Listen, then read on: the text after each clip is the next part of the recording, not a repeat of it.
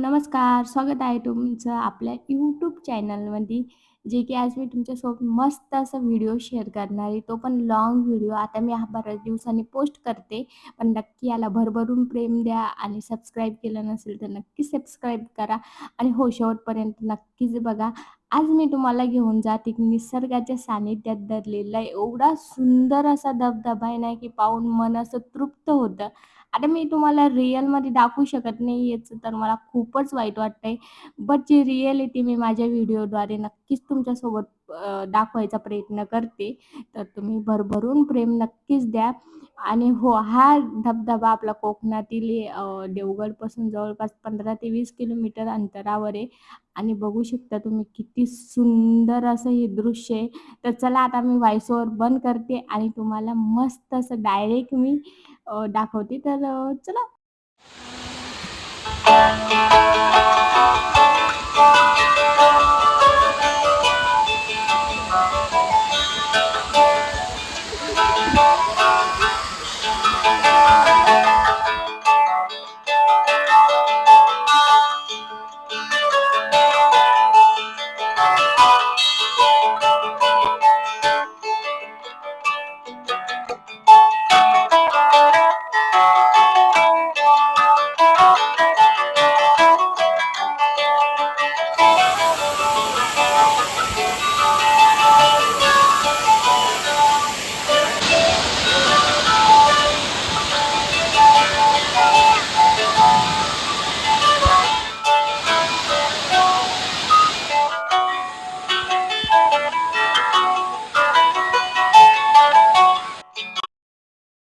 आणि हो, बाहेर गेलेली ना एक गोष्ट आमची ठरलेली असते, ते म्हणजे की ना व्हिडिओ काढायचा किंवा फोटोज काढायचा टर्न हा ना फर्स्ट माझा असतो.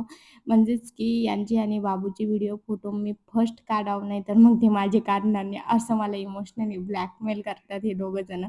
त्यामुळे ना मला जास्त करून यांचे फोटोज, व्हिडिओ काढावं लागते. असो, आता बाबूचं वय हे 2 वर्षाचं आहे आणि ह्या वयात तो ना स्वतःहूनच एवढं स्विमिंगसारखं करतोय. म्हणजे त्याला आम्ही शिकवलं नाही, काहीच नाही. त्याचे पप्पा बोलू लागले, "तू शिकवलं का? हा असं का करतोय?" म्हटलं, "बाबा मी काय शिकवणार त्याला? आम्ही कधी गेलोच नाही, तर कुठे शिकवणार?"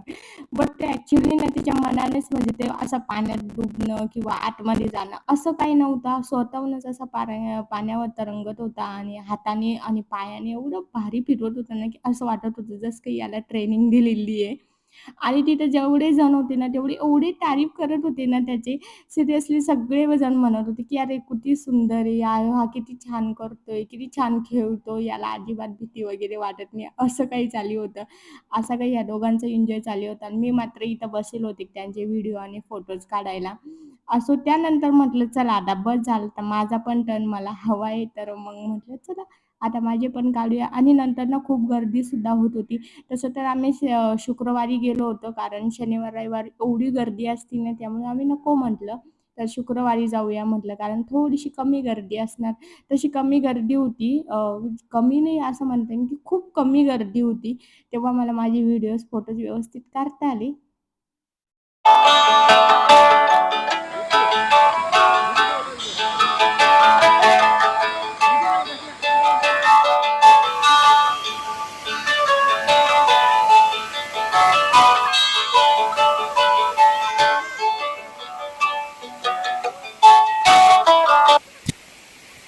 आणि ॲक्चुअली ना आम्ही ना खूप एन्जॉय केला. असं वाटलं नव्हतं आम्ही एवढं एन्जॉय करेन म्हणून आणि शक्यतो बाबूच्या पप्पाचं असं म्हणणं होतं, की मी पाण्यात वगैरे उतरणार नाही. आणि नंतर असं झालं, की आम्हाला बाहेरसुद्धा यायचं नव्हतं आणि बाबू तर बिलकुलच ऐकत नव्हता. त्याला नुसतं पाण्यात खेळायचं होतं. सिरियसली आम्ही ना एवढा एन्जॉय केलाय ना, की काय सांगावं तुम्हाला. खरंच खूप एन्जॉय आला आणि शेवटी आपल्या फॅमिलीसोबत टाईम स्पेंड करत असताना ना मज्जा तर खूपच येते.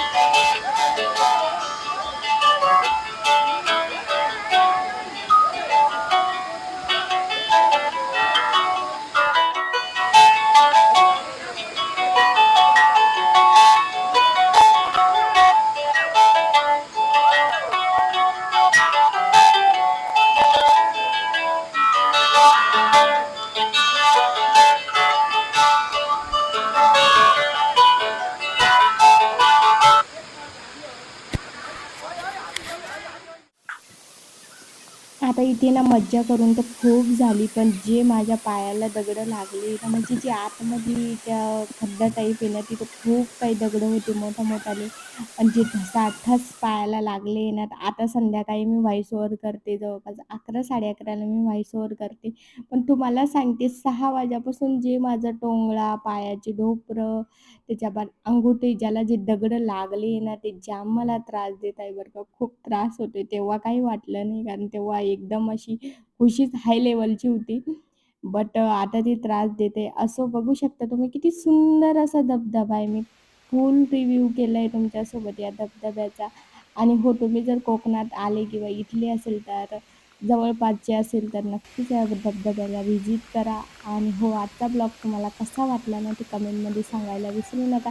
अजून पण तुम्ही आपल्या चॅनलला सबस्क्राईब केलं नसेल तर लाईक करा, सबस्क्राईब करा आणि हो, शेअरसुद्धा करू शकता तुम्ही, तुम्हाला आवडला जर असेल तर. त्यानंतर मग आम्ही तिथून घरी येण्यासाठी निघालो. जवळपास आम्ही 11:00ला तिथे पोहोचलो होतो, तर घरी येता-येता आम्हाला 1 ते 2 झाले होते. मग बाहेरच जेवण केले आणि म्हटलं चला आता घरी जाऊन मस्त असा आराम करूया. भेटूया नेक्स्ट ब्लॉगमध्ये. तोपर्यंत